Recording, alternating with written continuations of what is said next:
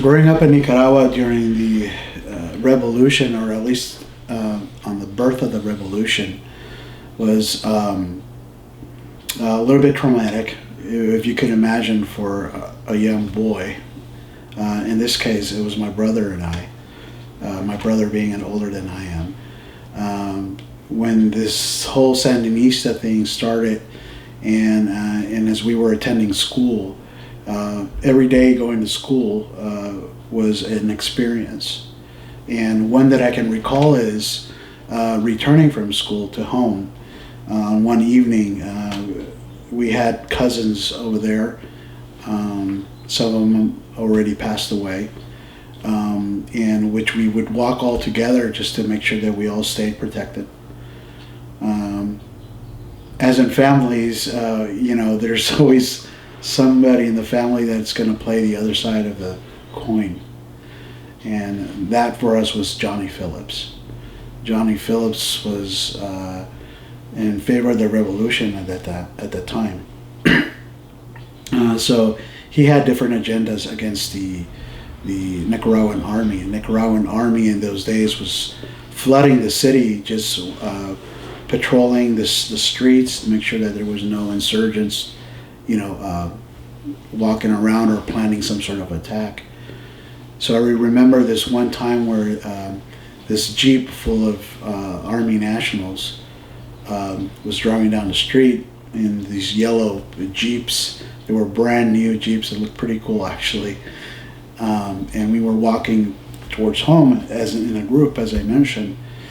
And Johnny happened to be around and walking with us in that time. But to our surprise, as the Army nationals were approaching, he opens up his jacket, and I notice a grenade in his jacket. And that made me panic.